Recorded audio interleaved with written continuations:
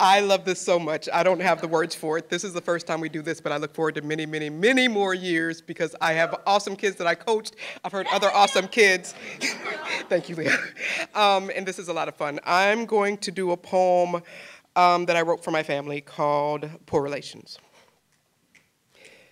Today, it's a funeral for one of the strong daughters. And like the last funeral, we embrace delicately, cry silently, and then we separate from habit.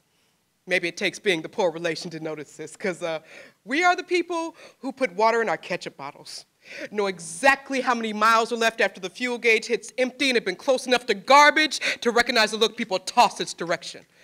In this land of city cousins, the rules of politeness don't work the same. The sister we buried today, she died at home. Blood sugar out of control, gangrene in the wounds her well-bred babies couldn't bring themselves to dress, but we are the poor relations who grieve silently enough not to embarrass these city folks, then leave town before the battle royal over property, possessions, and insurance money. We might be broke as the 10 Commandments, but down here in the sticks, we survive through each other.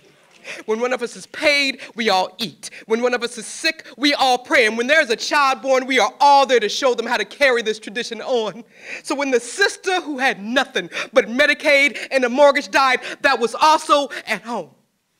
But with my hand in hers telling her whatever world she chose to surrender to, we would say her name with smiles on our lips.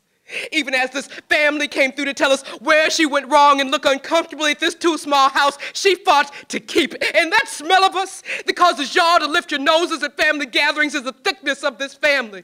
What bonds us together when your cultured values evaporate in the face of trouble. You smell the sweat of women who work like men in their absence, the rot of dying because we care for our sick, and the joy of knowing, yeah, we might clean up good, but by hook or by crook, this family makes it, and my grandmother taught me that. Which one of our family lines is lonely?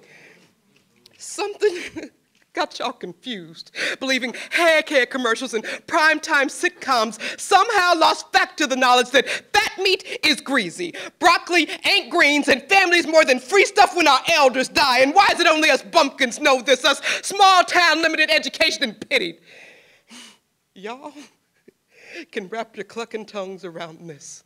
For better or for worse, we came from the same people. We ain't poor and we ain't perfect. We know weed spots and holding cells. Not all of you are cold and corrupt. I know some of you believe in work and family, but still there's this status-shaped chasm between us that only seems to get wider every time we gather to pay respect to the dead, never to each other. Making the poorest relations of all 3 generations of children who have no idea what their family looks like and have no feeling of solidarity beyond the fact we're supposed to be grieving right now. These women we buried, they were sisters. Blood and backup whenever needed, never separated by more than a phone call, but we don't have each other's numbers. We don't call and we don't know each other's names. We just look at each other across caskets, remembering the virtues of the family we lost and forgetting we were all raised better than this.